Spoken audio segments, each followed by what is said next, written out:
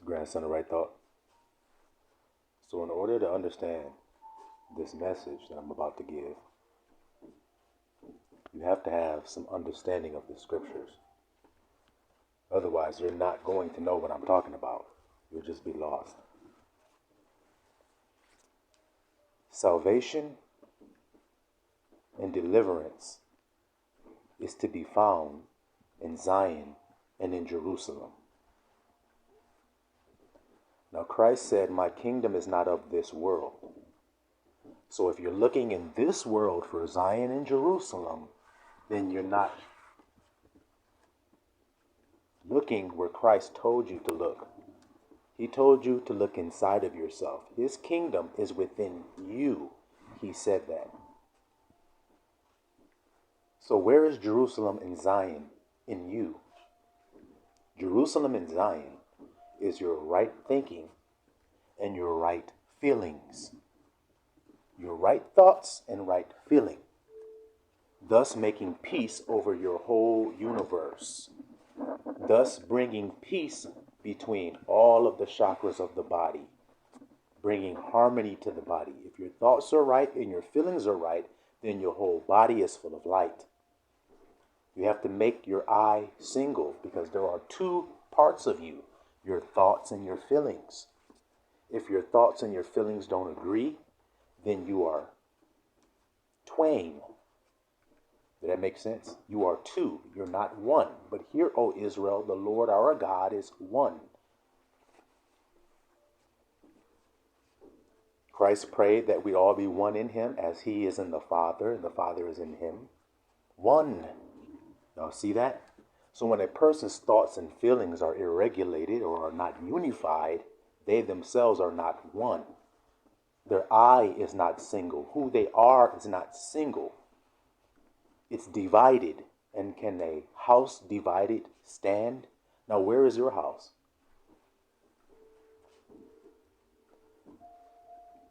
That earthly tabernacle that you live in, where is it? Well, that would be your body, you see. So a house divided can't stand. If your body is divided between itself, between the thoughts and the feelings, then it won't stand. You will fall apart. You will die. So he came to give us life and give us life more abundantly. Doesn't it make sense now?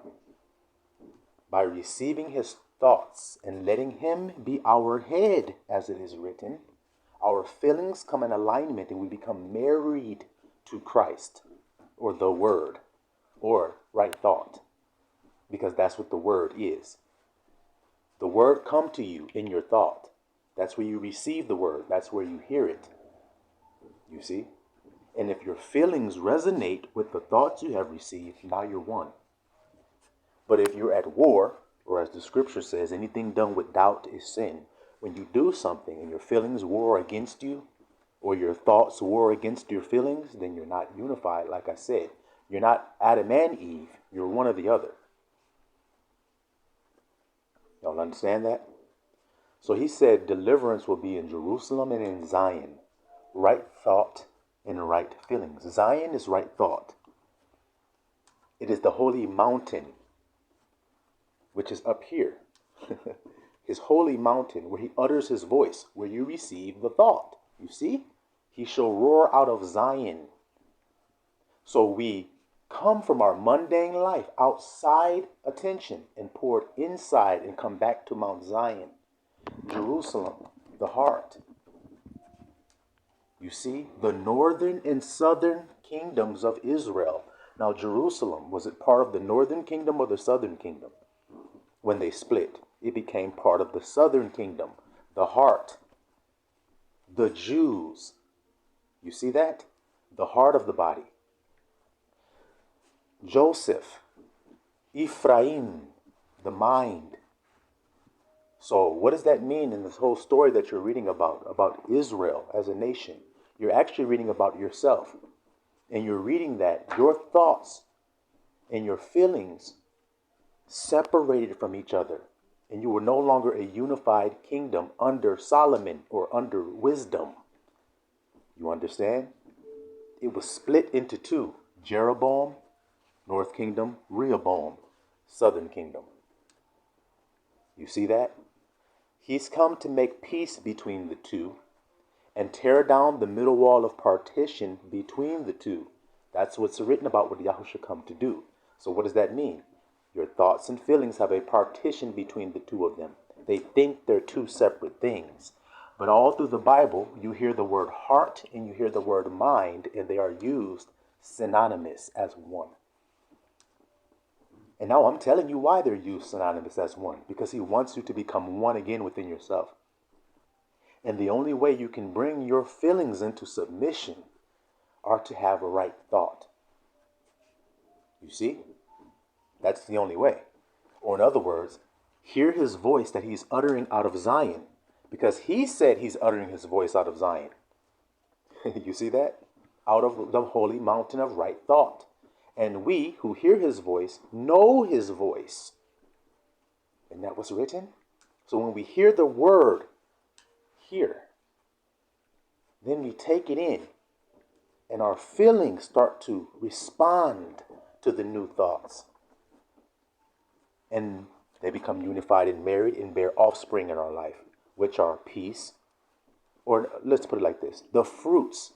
Fruits are offspring. Be fruitful and multiply. So the fruits of the Spirit are offspring of the union of right thought and right feelings.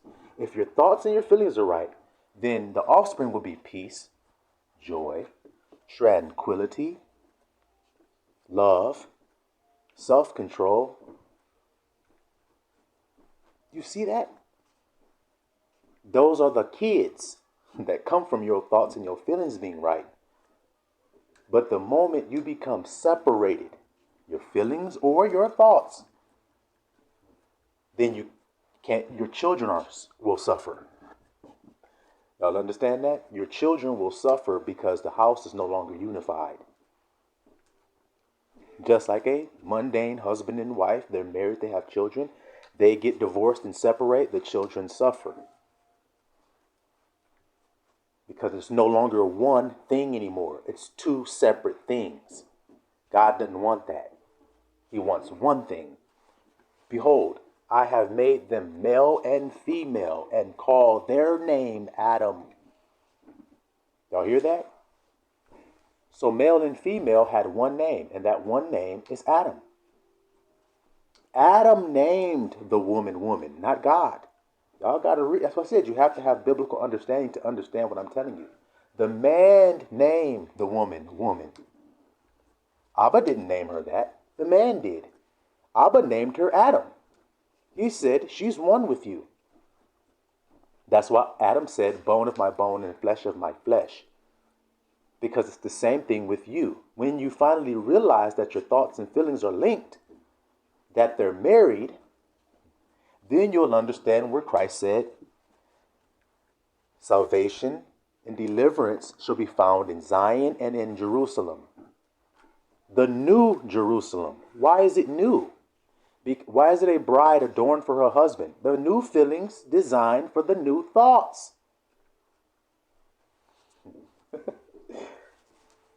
You see? The new feelings you have that are now associated with the new thoughts. But you had to get the new thoughts first before you could see them implement and work in your life so that your feelings start to come on board and say, wait a minute, I believe this. See how Christ is the head of the man. Let's rephrase it spiritually. Christ is the truth, is the head of thoughts. Now we'll say it like the Bible says it. Christ is the head of the man is the head of the woman. Spiritually, let's translate that. Truth is the head of your thoughts, and your thoughts are the head of your feelings. Your feelings go where your thoughts go. You see that? So if your thoughts are going astray, your feelings will go astray as well. So this body that we live in with these chakras, these energy centers that communicate with us, with our spirit, that let us know what's coming in, what's going out. Our chakras let us know those things. Well, the purple and the green is where we want to be. What do I mean when I say that? The purple is the crown chakra. That's right thought. Y'all hear that? That's right thoughts. The crown chakra. Okay? Now, the consummation place or the marriage chamber is the third eye, the pineal gland, the next chakra. That's where you meet and commune, or as Christ says, open up the door so that I may come in and sup with you in your thoughts. You'll see that? So the mouthpiece, so we're going down, the mouthpiece speaks the thoughts that Christ has implanted, or while they were supping, Christ gave that to the man. He speaks those thoughts. And the church says amen, or the feelings, because the bride is the church, the female. The church says, oh, wow, I agree. The feelings match the thoughts. Now you have harmony in the church, or the body. Because what is the church? Is it not your own body? See, the problem is your preacher in your body has been preaching bullshit and lies to your own body. And your body has started to rebel and hate your thoughts and reject them and become an unruly wife. Because you've lied. You have sold your feelings lies. You said, this is going to make you feel good if you do this. This is going to make you happy if you do this. This is going to bring you success if you do that. This is going to bring you everything you ever desired if you do that. And you found out that none of that was true. And the same thing goes from the beginning when we read about the heart. The feelings being deceived, see, by an outside thought and not the man. You understand? Or the right thought. Do y'all understand this? See, it's the man that's being pushed out of this world. That's what the whole rainbow reversed, upside down flag is about. It's about pushing the man out. Masculine energy being pushed out. Well, that's right thought. The man. You see? See, he has ideals. Those ideas, they what's the word I'm looking for? They interest women. A man's ideals interest women. In other words, your thoughts interest your feelings. Your feelings are very interested in your thoughts. Now, if your feelings are the head of the house and they rule you, then they will be deceived, like we read in the scripture. It's all about you. That's why Christ said, don't look outward appearance. The kingdom of heaven does not come with outward appearance, for the kingdom of heaven is within you. And now I'm explaining it to you. You will only be delivered if you are in the purple and the green of your own body. See, because people have removed it and placed the red in the purple's place or in the green's place. So you're not blinking accurately. You're looking like a Christmas tree with the red and green blinking. It shouldn't be no red up there blinking. Red has its place. Red has its place inside of a secret chamber with you and your wife, in your intimacy and in your passion. It has its place. You see? But when it's not in its place, then those cities are tore apart and left desolate. Your thoughts are tore apart and left desolate, and so are your feelings. Or as we used in today's terms, depression, stress, people deleting themselves, people self-harming, trauma, all kinds of things. All goes back to what he said in the Bible, because it's all talking about you. You have to find yourself in the right thoughts and the right feelings, because that's where Christ is. He says, where I am, there you may be also. And they say, well, where are you going? So we can know the way. He said, I'm in the way. So y'all don't understand that. What he's saying there. But he's saying, it's me in you speaking. And if you stop looking outward appearance and heed to the voice within you, then you will hear me. And if you by faith believe me, then you'll have everything that you're looking for. He says, ask and you shall receive. James sheds some light on that. He says, you have not because you ask not. And when you do ask, you ask amiss, so that you can consume it upon your lusts. Red. Y'all see what I'm saying to you? Abba said it very clear. If you led by the red, you'll never be living. And that's what he said. You're going to end up dead. That's what Abba thinks about that. You have placed red as the head. Now, what does Esau's name in the Bible mean? Edom. What does Edom mean? Esau was called Edom. What does Edom mean? It means red. Now, that dragon, that old serpent called the devil and Satan, what color is that dragon? It wouldn't happen to be red, would it? So he says, you want to consume, you asking for things that you can consume upon your lust. Well, that would be the color red. The red chakra has been distorted, placed in a position that it's not supposed to be, because it's the bottom of the body. It's not the head of the body. It is the tail. Now, what did Christ tell you? He says, the elder shall serve the younger. Now, which out of those chakras is the younger one between Jacob and Esau? Yes, I'm saying chakras. The red one would be Esau because he was called red. Now, Jacob is the brother. He was Peniel, or a place called Peniel, it is written, where his name was changed. He was given a new name because he was supping with Christ. Remember, it said he held on to the angel and said, what's your name? And the angel said, why are you asking about my name, man? Don't ask me what my name is, but I'm going to change your name. Well, you got the authority to change his name, so who are you? Didn't Christ change Peter's name to Kepha? Didn't he call James and John the sons of thunder?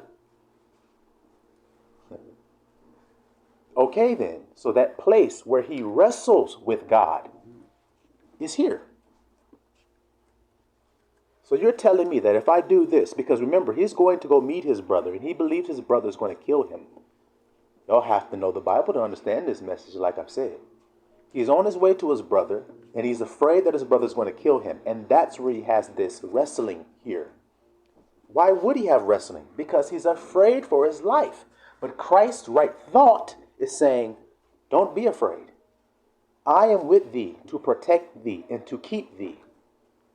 So Jacob says, well, then bless me to prove and show me that you love me. All right, I'm going to change your name. And then when he met his brother held him and kissed him, and they actually had a moment of peace. So his fears of, I'm going to get killed, did not come to pass. That's what he was wrestling about. And it's the same thing you do when Christ speaks to you about something and you wrestle with him in yourself about it. Whether you should do it or whether you should not do it, whether it's the right thing to do or whether it's not the right thing to do, you do a momentary wrestling with it. But now it's high time that we put all the things that hold us back away. And that was written. Come into those colors again. Come home again and become one again in the purple and the green. You see, Zion and Jerusalem shall be delivered. That's the only way you'll be saved.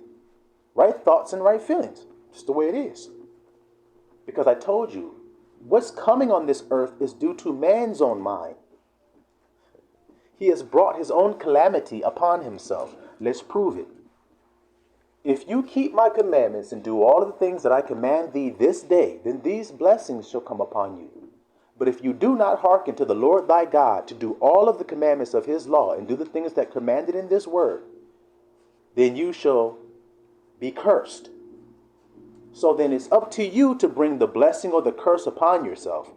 Well, all the people that have been trying to consume their fleshly lust with things and material wealth and money and women and drugs and drinking and partying and roofing people and murdering and whatever else they've done has caused their chakras to be disaligned or no longer in alignment. No longer Jerusalem and Zion. No more. Because remember, what does Jerusalem mean? Yarashalim. What does it mean? It means city of peace. That should be your feelings. How do we know? Because when the wind, I say this very often, all the time, when the wind and the waves were blowing, when Christ and those men were on the ship, Christ said, peace, be still. Peace. And Great calm came upon those waters. Now, was Christ asleep or was he awake panicking? He was asleep. So that means his feelings were at peace because he was in the truth of the right thought about the situation. And those other men were in the lie of the situation, saying they were going to die. Well, if they were going to die, how come they didn't?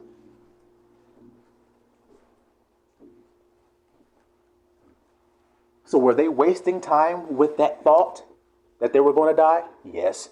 Just like Jacob, when he wrestled. Just like Moshe, when he wrestled. Just like Gideon, when he wrestled. Just like Elijah, when he wrestled. And the list goes on and on and on and on.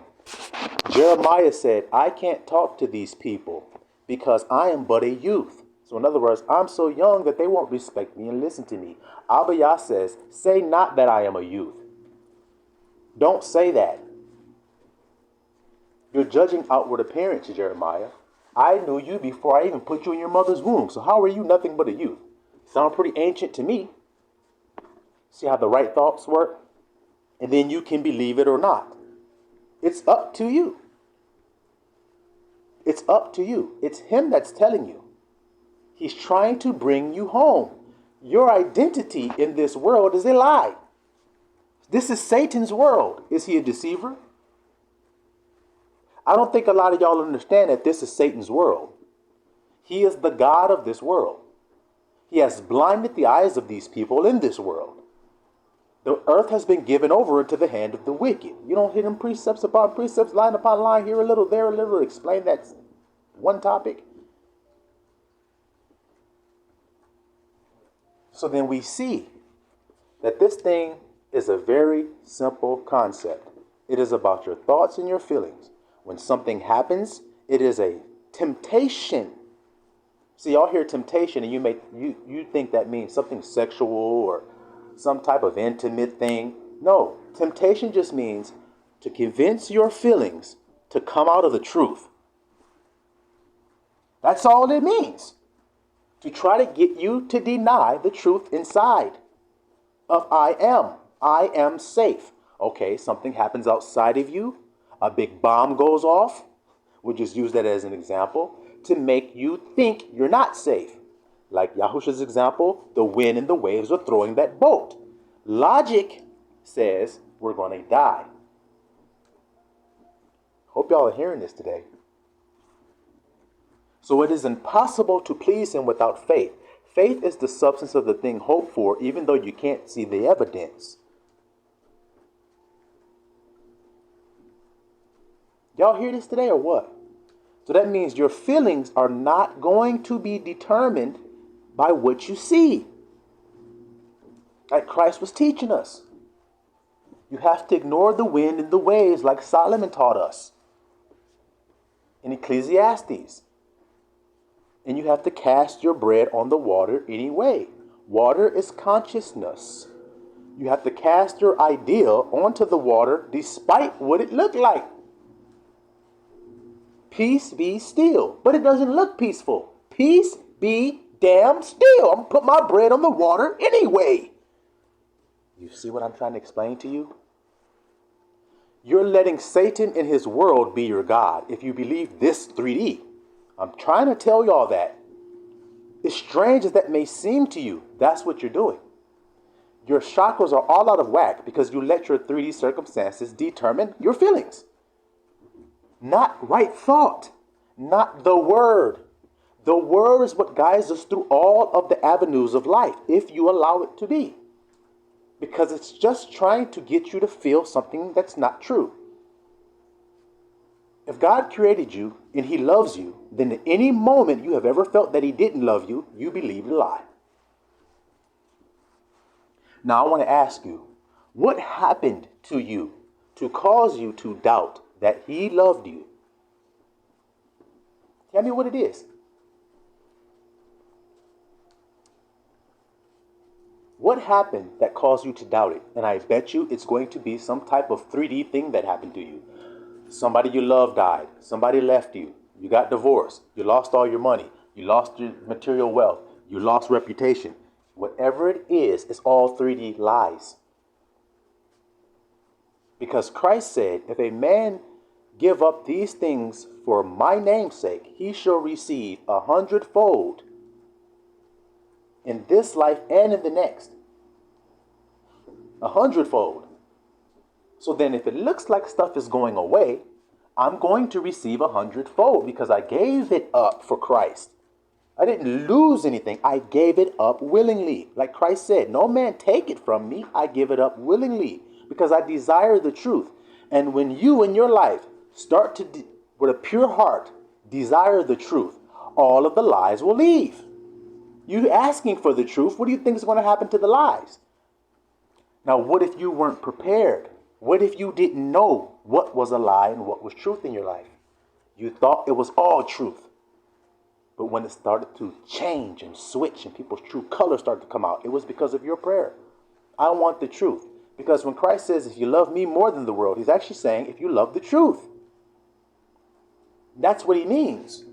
If you love the truth more than your mother, you must love the truth more than your father. You must love the truth more than even your children. You must love the truth. What does that mean?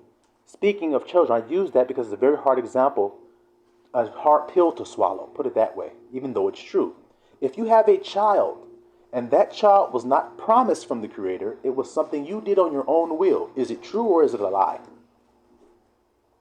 So no matter how much you love that child, if you start asking for the truth and that child is snatched out of your life, your relationship with that child is severed, it's because you love the truth more than that child. Why would Christ say, if you love your children more than me, you're not worthy of me, if he's not going to require some people to prove it?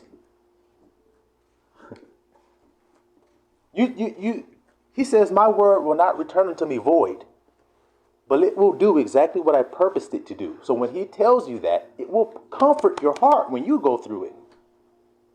I ask for the truth. Only things that are true, let them come into my life. That's what we all should ask, but many people don't ask because they're afraid. They're scared. They have fear. And what did he say? Perfect love casts out fear. The fearful shall not be in the kingdom of heaven. Fearful is in there. Liars. The sexually immoral, the effeminate. And it all has to do with what you're thinking and what you're feeling. Christ is the head of man. I don't give a damn what y'all think about that. It doesn't change just because you think you got some more incredible thoughts. You don't. You reap what you sow is a true thought. Now, where did that thought come from? It came out of Christ's mouth. Do unto others as you would have them do unto you. What thought is that? Is that a true thought or a lie? It's a true thought. Well, who told us that? The same one who's the head of man, proving that he is the head of man because of the words. See, if you want to know who you is you speaking the word. If you want to know if you are Christ's, then that word must be in your mouth. Because Christ is the spirit of prophecy. Christ is the Son of Man, it's written, right? Well, how come when you read those prophets, they're also called Son of Man? Because it's the same spirit. I told you, there are saviors, but y'all don't want to hear that. And then when you hear that, you go, well, wait a minute. You're saying that there's more than one Messiah, man. No, I'm not. We are all members of that one body. So that one body that I'm looking at is Christ, just like my body. This is Yeshua's body. So I have a head, hands, eyes, nose, mouth, all of that. And though they are separate members, they're all parts of the one body. I call this a thumb. But the thumb is not independent of the hand, which is not independent of my arm, which is not independent of my body. And none of that is independent of my mind. So, if that's the case, then it's time that I bring them in line. Put those chakras in alignment. Subdue all things under your feet. And the last enemy, which is red, put it under your feet. Put it down at the bottom where it deserves to be. You're trying to put it up here. And that's what's got you messed up. What does he mean? He says you were led about. Look, any man tempted by God? Is any man tempted by God? Or is a man tempted when he is led away, led astray by his own lust? There it is again. So he's sitting around thinking of some lustful thought. His feelings start to get involved and say, ooh, that sounds like a good thing to do. That sounds interesting and exciting. And then you get up and do it. And the wages of sin are death. See that? So, purple and green. Zion and Jerusalem is where deliverance is. It's nowhere else. I will yet choose Israel and set them in their own land. Well, if this world isn't your kingdom, you said so. Where will you set me? In right thought and in right feelings. So that wherever you find yourself, it doesn't matter where you are, you will be thinking right and feeling right. That is more important than where I am physically. Before I get out of here, I'll give y'all an example. If I put you in a cell and I lock you up and put a chain on the door or the gate and every damn thing, and you're locked in there and you can't get out, then what will you do to get out? Will you believe the illusion I've put on you? The chains and the bars in front of you? Will you believe that? Or will you assume the truth of what Abba said? Will you believe the truth of what he said? Which is, the truth shall make you free. Well, I'm a free man if I walk in truth. I'm a bound man if I walk in lies. So what did Sarah say? The child of the free woman shall not, the child of the bondwoman shall not be heir with the child of the free woman. Like when I asked you guys about children, and I said, hey, if you have a child and it was a lie and it gets taken away, won't that hurt you? Well, look what happened with Abraham. Abraham had Ishmael. That was his own will. Abba didn't tell him to do that, and he suffered because of it and had to get rid of the lie. And Sarah said, they're not going to be heirs together. The truth and lies don't mix. So did it take faith to believe that Isaac would come? Even though there was no evidence? Yes. All right, then. All righty, then. Is that not what it says in Hebrews, where it says, and Sarah by faith conceived our father Isaac? Come on, y'all. Come on, y'all. Come on now. So, if you in that world thinking that you're going to excavate Jerusalem and find Zion and go and we're going to grab up some folks and go back and go walking back there and all this, then you don't know what Christ said when he says, heavenly Jerusalem was coming down out of heaven like a bride adorned for her husband. The builder is not made with hands. The building is not made with hands. So then that city that we will come into is not made with nobody's hands. Consciousness and feelings. Can you make that with your hands? I know you think you live in that brick and mortar house that you're in right now, or that drywall apartment that you're in. You're actually in your body.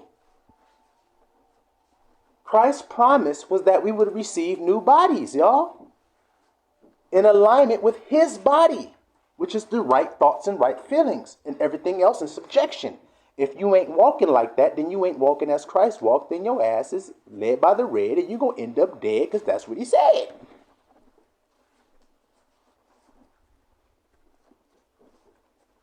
He shall change our vile body into his incorruptible body. His.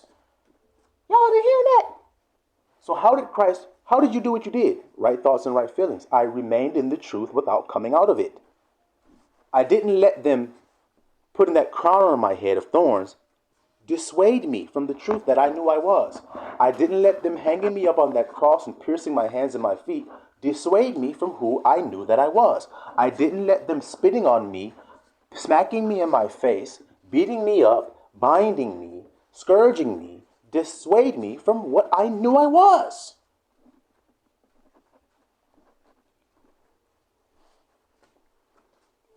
That's all Satan wants you to believe, is that you're not. That's all. If you're doing something to try to be something, you're proving that you ain't that. Okay. Grandson, slow it down and break it down for them so they can absorb this real quick.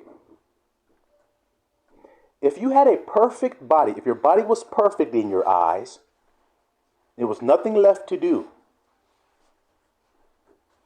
would you spend extra hours in the gym working out? If you were perfect the way you wanted to be? No. When you're not perfect, you're going to keep working to build toward the goal. The scripture doesn't say, become perfect as your Father in heaven is perfect. It just says, be perfect. Be like Abba. Do Abba get swayed when he sees something? Is God sitting there going, uh-oh, Satan did a chess move on me I wasn't prepared for. Let me think hard here. Wait a minute. Oh, I'm nervous. Oh, I'm scared of the devil. He's going to beat me at this little game. Oh, man, what am I going to do? It's not what he does. He says, Satan, have you considered my servant Job? Yeah, well, the only reason he served you is because you blessed him. Okay, well, then mess with him. Take his stuff away and see if that's why.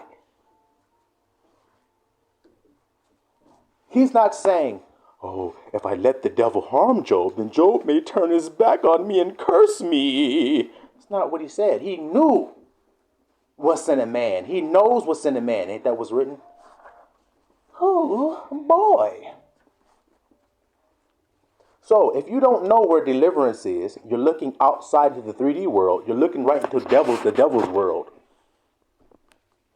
I need y'all to understand that today. If you're looking in the 3D world for any salvation, you're looking to the devil for it. The kingdom of heaven cometh not with outward observation.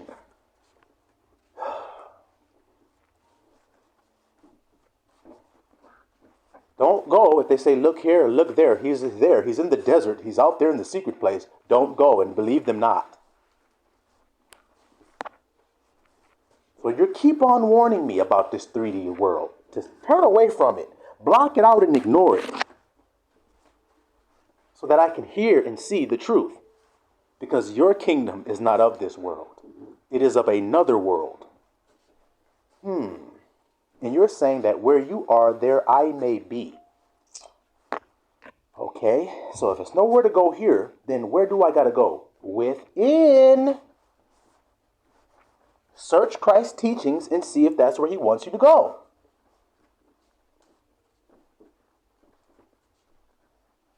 Go ahead, go search. You'll hear me in the background while you flipping them pages in the Bible. You'll hear me in the background going,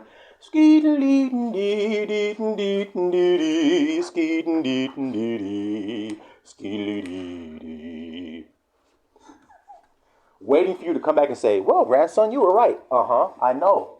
Because I don't fight Christ.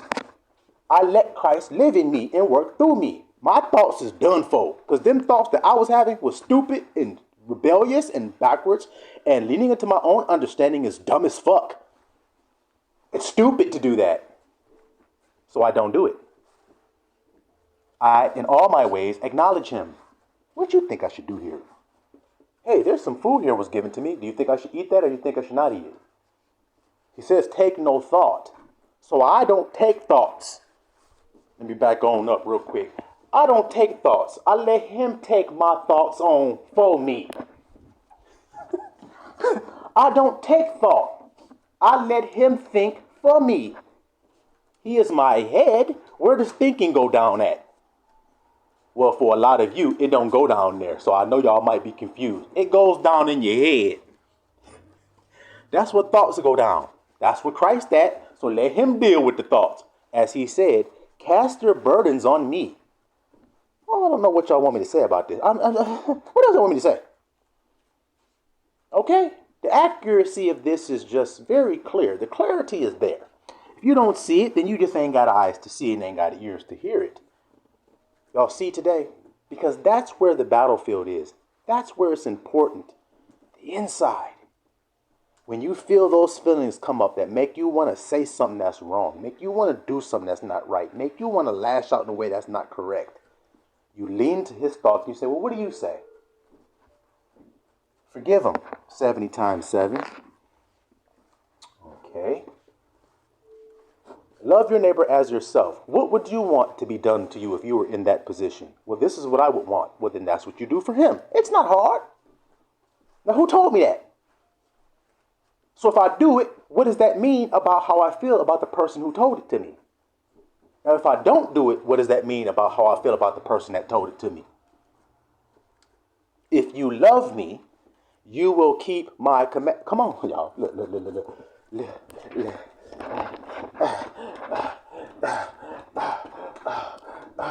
Okay? That's how we be with the truth. We be like, skirt.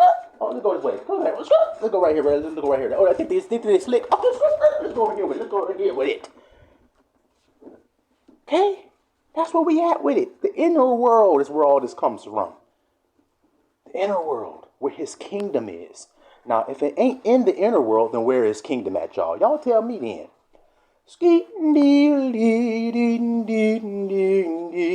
That's right. That's right. That's right. So y'all got that today. I hope this message blessed y'all. Silouan Israel.